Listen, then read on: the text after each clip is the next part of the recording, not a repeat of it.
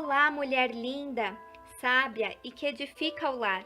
Eu sou Camila Luz e estamos lendo o livro Levante-se e Ore, de Sheila Walsh. Esta leitura foi autorizada. Para aquisição do livro, entre em contato com a editora Thomas Nelson ou com a livraria Família Cristã. Posso pedir qualquer coisa a Deus se eu tiver fé suficiente? Áudio número 22. Pai, eu oro pela amiga que me ouve, para que os desejos do seu coração estejam alinhados com a vontade do Senhor para a sua vida. Que ela cresça no conhecimento e na sabedoria do Senhor, com uma fé firme, alicerçada na rocha que é Cristo. Que ela tenha certeza que os planos que o Senhor tem para a vida dela são planos de fazê-la prosperar e não de lhe causar dano.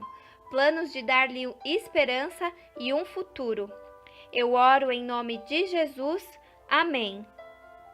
Querido Deus, podes tornar-me mais alta? O Filho de Deus está orando em mim ou eu estou ditando para ele?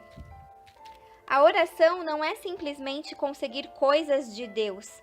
Essa é uma forma muito inicial de oração. Oração é entrar em perfeita comunhão com Deus. Se o Filho de Deus é formado em nós pela regeneração, ele avançará na frente do nosso bom senso e mudará nossa atitude para com as coisas pelas quais oramos. Oswald Chambers.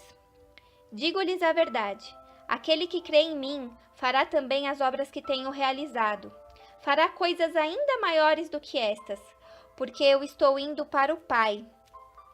E eu farei o que vocês pedirem em meu nome, para que o Pai seja glorificado no Filho. O que vocês pedirem em meu nome, eu farei. João 14, do versículo 12 ao 14. Aos 16 anos, ficou claro para mim que eu estava estacionada em 1,62 metros de altura. Eu queria ser mais alta, então decidi fazer disso um motivo de oração. Para mim, fazia total sentido pedir a Deus para consertar o meu déficit de altura. Afinal, se Ele me fez, poderia me esticar mais um pouco. Fiz uma oração muito fervorosa por algumas noites, sem êxito algum. Talvez estivesse fazendo algo errado, pois o bloqueio na tubulação da oração devia ser da minha parte, e quanto mais eu pensava no assunto, mais claro ficava. Eu estava sendo egoísta, pedindo algo sem dar nada em troca. Então procurei fazer uma espécie de acordo com Deus. Caso eu acordasse na manhã seguinte, 5 centímetros mais alta, eu seria uma missionária. Era razoável que uma pessoa ficasse grata por ser alta no ambiente missionário, raciocinei, uma vez que ali não se pode usar saltos altos. Quando fui dormir naquela noite, eu tinha absoluta certeza de que acordaria mais alta e seria obrigada a fazer as malas. Não sei se Deus quis poupar a África ou quis me poupar, mas minha altura permaneceu a mesma.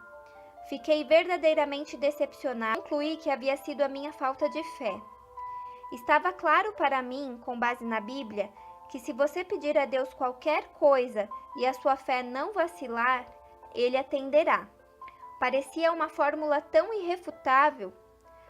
Peça-a, porém, com fé, sem duvidar, pois aquele que duvida é semelhante à onda do mar, levada e agitada pelo vento. Não pense tal homem que receberá coisa alguma do Senhor. É alguém que tem mente dividida e é instável em tudo o que faz. Tiago, capítulo 1, dos versículos 6 ao 8. Essa passagem bíblica serviu para confirmar na minha mente que eu devo ter vacilado na minha fé e, portanto, Deus esperaria até que ela fosse resoluta e inabalável. Eu vivia um dilema. Se a palavra de Deus diz que podemos pedir qualquer coisa em seu nome, então, obviamente, o ônus de orar com uma fé inabalável é nosso. Onde conseguir esse tipo de fé? Eu estava convencida de que se Deus atendesse apenas a uma de minhas orações muito específicas, então a minha fé aumentaria, permitindo, portanto, que eu pedisse coisas ainda maiores. Causa e efeito, sabe? Contudo, já que Deus não atendeu às minhas orações, eu nunca tive essa chance de provar a minha fé. e imagino que isso a tenha feito vacilar ainda mais. Por isso tive ainda menos respostas para a oração do que eu teria antes. Aquela velha coisa de causa e efeito outra vez. Era uma charada interessante, e à medida que os anos se passaram, ficou claro que essa era uma questão com a qual muitos cristãos se confrontavam e sobre a qual chegaram a diversas conclusões. Firme nas promessas. Quando eu estava com 20 e poucos anos, tive o privilégio de trabalhar com o superstar pop britânico Cliff Richard. Embora ele nunca tenha realmente feito um sucesso estrondoso nos Estados Unidos, é uma grande celebridade no restante do mundo. Ele detém o recorde de ser o único artista a estar na parada musical de sucessos do Reino Unido por toda a sua carreira, desde 1950 até hoje. E ele é o primeiro popstar britânico a ganhar da Rainha Elizabeth um título de nobreza antes de Sir Paul McCartney e de Sir Elton John. Ele também é um seguidor comprometido de Jesus Cristo. Uma vez por ano, Cliff faz uma turnê para levantar fundos destinados à Associação Cristã Beneficente Tear Fund. E por muitos anos, eu fazia o show de abertura de Cliff em sua turnê. Talvez isso faça parecer que eu fui escolhida entre um grande grupo de artistas cristãos, como temos atualmente nos Estados Unidos. Mas não foi bem assim.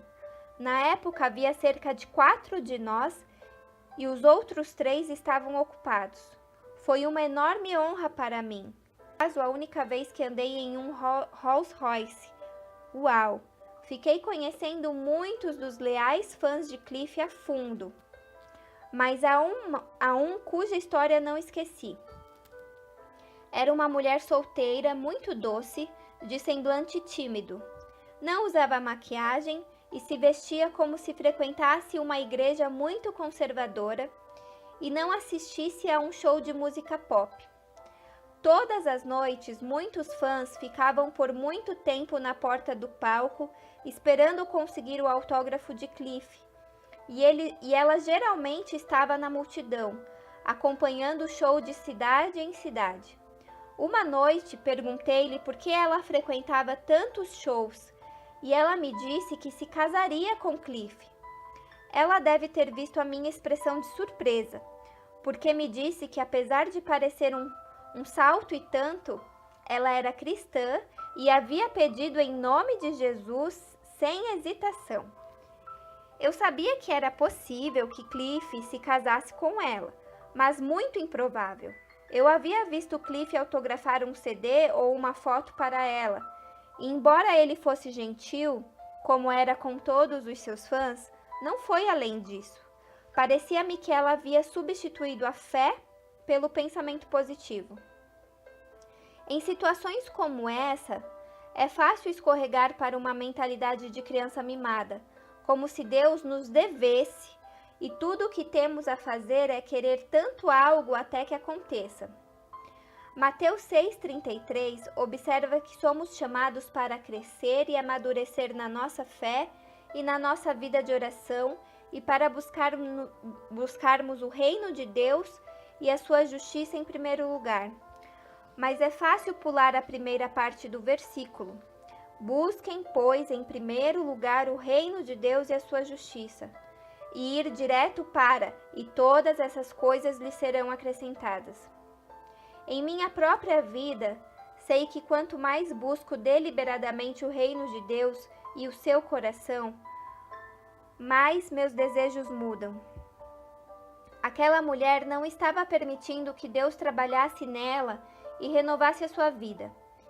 Enquanto eu pensava nos anos que se passavam e nela agarrando-se à sua convicção com relação a Cliff, meu coração doía. Perguntava-me quantos sujeitos cristãos de valor ela havia conhecido, nos quais nunca havia prestado atenção por pensar estar firmada nas promessas de Deus. Eu me perguntava também se a sua fé continuava forte ou se ela estava começando a vacilar à medida que cada show passava sem qualquer reconhecimento da parte de Cliff. E o que é mais importante, eu me perguntava se era isso que Deus queria que ela fizesse. Um amigo meu, o Dr. Henry Cloud, certa vez me contou sobre uma mulher que ligou para o seu programa de rádio um dia dizendo que sua fé era tanta que Deus levaria o homem certo até sua porta sem que ela precisasse sair de casa. O Dr. Cloud disse-lhe que se ela não quisesse se casar com o carteiro ou com uma testemunha de Jeová, teria que reconsiderar sua ideia. É um fato triste, mas verdadeiro. Conversei com muitas mulheres que, na essência, deixaram suas vidas em suspenso, esperando que Deus aparecesse com a resposta que elas estão esperando, escoradas na sua fé. Penso em uma mulher a respeito da qual ouvi seu marido a abandonou, deixando-a só para criar seus filhos.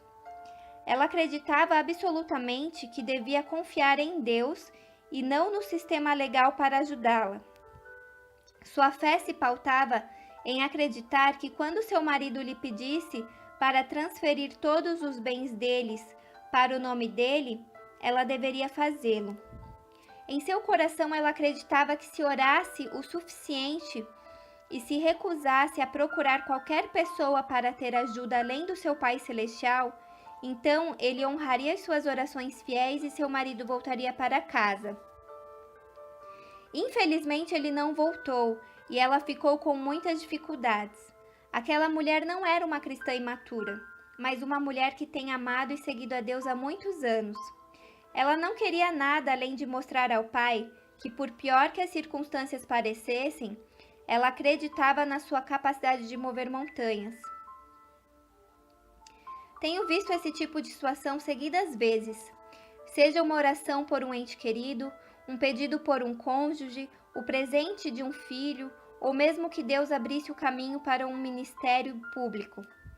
O que deu errado nessas situações? Para mim, essas pessoas pareciam comprometidas, e acredito que as orações delas eram infinitamente mais importantes que o meu desejo de ter mais 5 centímetros de altura. Por que, então, as orações delas ficaram sem resposta? E chegamos ao final de mais um áudio. Um grande beijo e até o nosso próximo áudio.